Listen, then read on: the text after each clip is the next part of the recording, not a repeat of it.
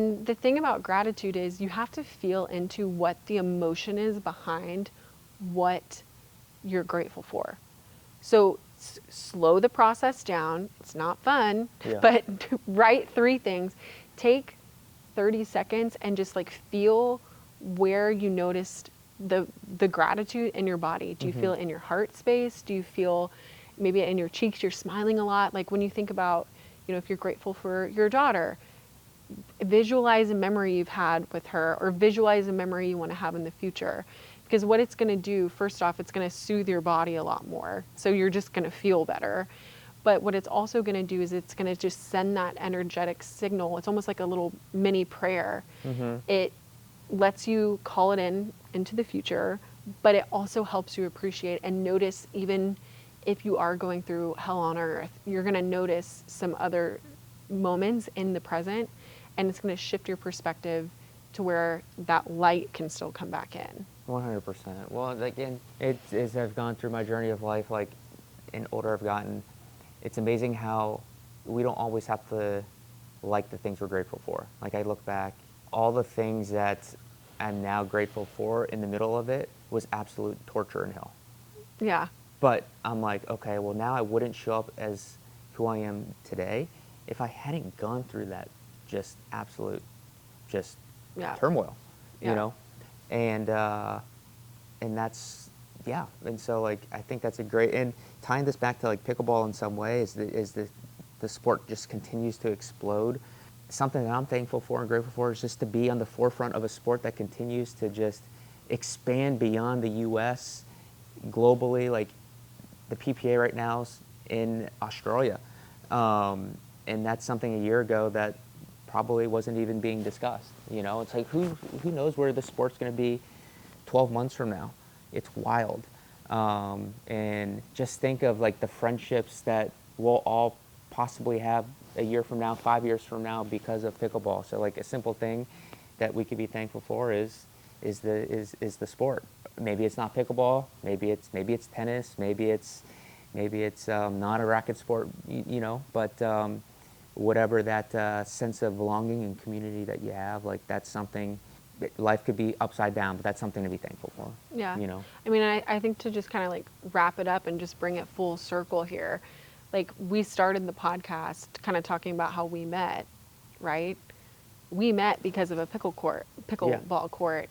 And now here we are having a conversation like this on a couch, like, about all of this stuff, right? And I think that is, like, the beauty of, like, pickleball is really just a gateway for a community. Yeah. That's what it's doing. It's facilitating connection and community in a world that it feels harder than ever to connect with people. Yeah. It's really just another way to facilitate that human connection. And so I think it's really cool that, if it is growing, so quickly, you can connect with people from anywhere in the world. Like, people are watching this, they're not just in Austin, like where we are right now. Yeah. And I think that is something to be really grateful for, is the amount of just, like, touch points we can have with people now. Like, sometimes there's definitely, like, some negative parts about technology, but I think about that a lot, where I'm like, man, there's, like, so many cool people.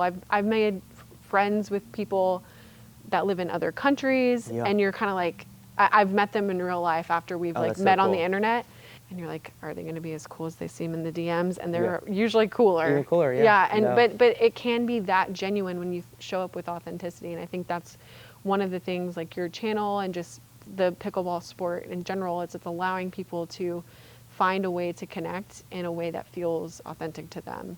I mean, and again, not to be meta, but that's literally our story. No, it is. No, it's wild. Because we technically met just a year ago, not even a year ago. A year ago, but, like, I think I DM'd you about your content, if you remember correctly. Like, I'm telling you, this is what happened. You probably don't remember, because you're old and senile. Yeah. But okay. Yes, I had DM'd you about your content because I wanted to talk to you about it. I thought we met at Urban. We did, but I had coordinated to meet up with you when you were there. Okay. We'd met at a pickleball court in Urban. Doesn't remember our origin story. No, that's not true. It's true. Okay. He okay. He blacked out. No. But So But the yes. thing is, that's how we Yeah. met through the internet. We had DMs back and forth a little bit, and I said, hey, I'm going to be at Urban at this time, the court that we would play at. Yeah. And we met up and we instantly like connected and started talking about Oh, pickleball, hit it but off, then yeah. about life. But technically we were an internet like friendship meet cute. Totally. And how many? And Not that's that he remembers. And that's happening all the time now. I mean, it's It can happen if you're open to it. exactly.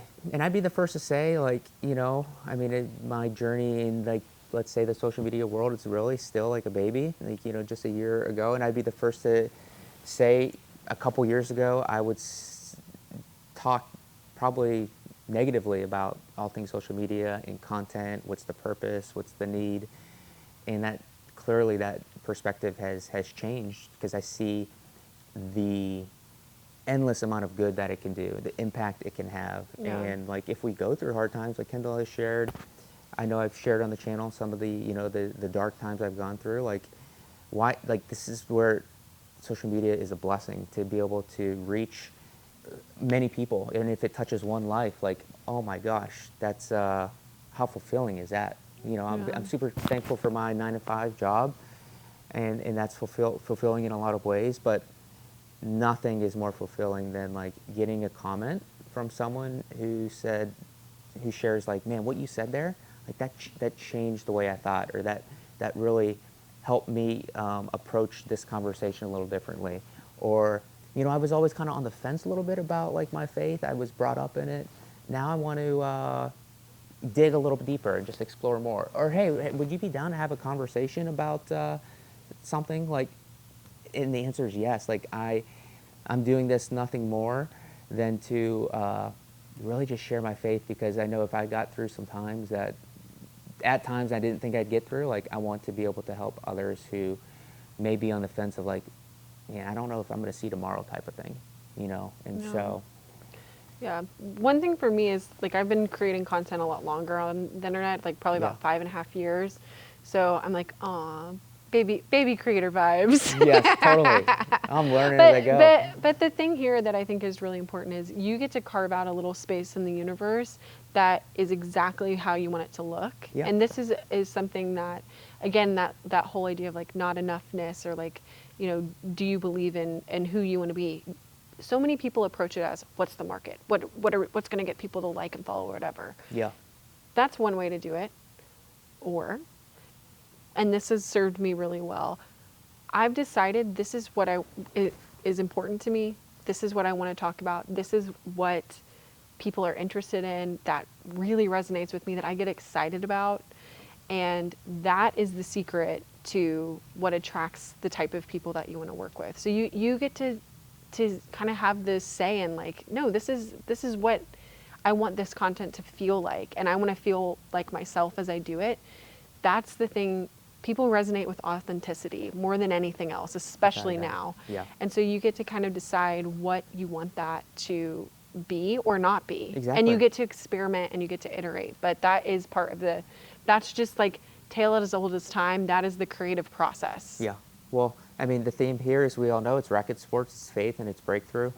And I love that, that infamous saying, if you can't do it for a decade, why do it for just a day?